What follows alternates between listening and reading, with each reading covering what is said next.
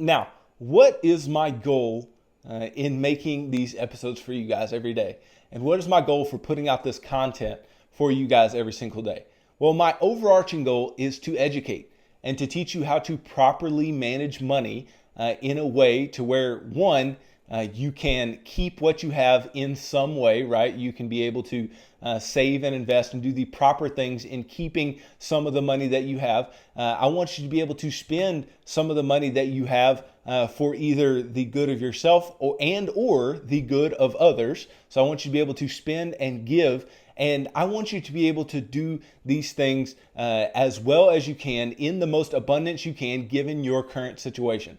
I understand that everybody's situation is different. I know that everybody's going to have different ways that they have to go about their particular situation based on their career goals, based on their spirituality, based on how they view life, how they view the world. How you view the world is going to distinctly impact the way that you view your money and the way that you choose to manage your money.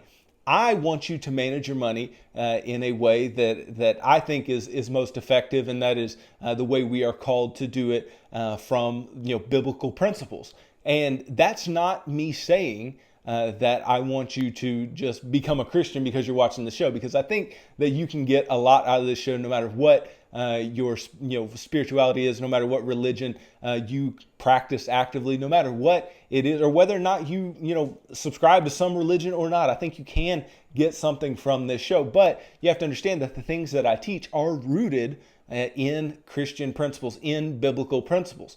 And something that I don't want to get caught up in, I don't want you to, get to thinking based on how I go about teaching this show, because I'm trying to teach you how to do things in the best way possible and manage your money in the best way possible. But I also want it to coincide with biblical teachings. And I don't want to ever fall into this place where we are teaching a prosperity gospel. And when I'm saying the prosperity gospel, I'm talking about, I don't want you to ever think that I am teaching you that, if you're a Christian, then you're supposed to be wealthy, or, Jesus died so that we could have material possessions, or if you believe, you'll be healthy and wealthy, and your life on earth will be just all better in every single way possible, including your finances. I don't want you to think that is what I'm out here teaching. I am out here teaching that based on what you do have, based on the income that you have, based on the career that you have, based on whatever you are doing in your life right now, right? How can we use what you have, manage it well, and be able to do some smart things with it that we are called to do, right? We are called to give, and I am always preaching as a part of our financial balance to give money actively, no matter what part of the financial action plan you are in. I want us to be saving money, and I'm not talking about saving money so we can store up money or store up earthly treasures. That's not necessarily what I am talking about here. I'm talking about being able to save money so that if things are to occur, if we can put some buffer between ourselves and any emergencies that may occur, that we can save money and have the proper money in place to not go into debt, because the Bible even says that the borrower is slave to the lender. So debt is not what we're called to be getting into. And so emergency funds help us in that way. And then we want to be investing, obviously, because if we don't take care of that at a certain point in our lives, if we don't start early in trying to invest for our future, then that may lead into having to go into debt later, or lead us into poverty that could have been avoided otherwise. And that would have just been poor money management. We need to be good managers and stewards of what we are given. And then it is okay to spend money on things that you want to spend money on, right? But you need to do it within the bounds of your budget. You need to be able to make a plan. Jesus even talks about making plans. He talks about, who would build a tower without first counting the cost, right? That is budgeting, right? Why would you, begin doing something, begin spending money without first counting what you have and understanding what things are going to cost? That is a budgeting principle.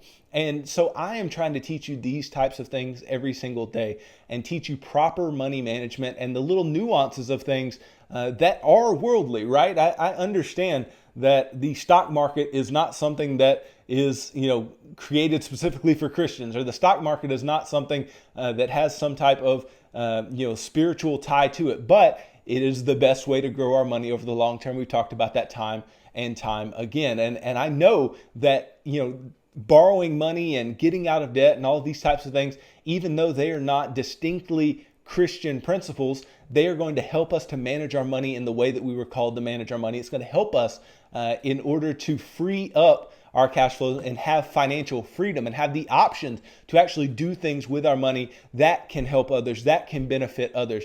And I am not sitting here trying to tell you that if you follow all of my principles, you will get wealthy. It's not what I'm saying. I've told you before that I cannot control and you cannot control certain situations in your life. You cannot control the tragedies that occur in your life.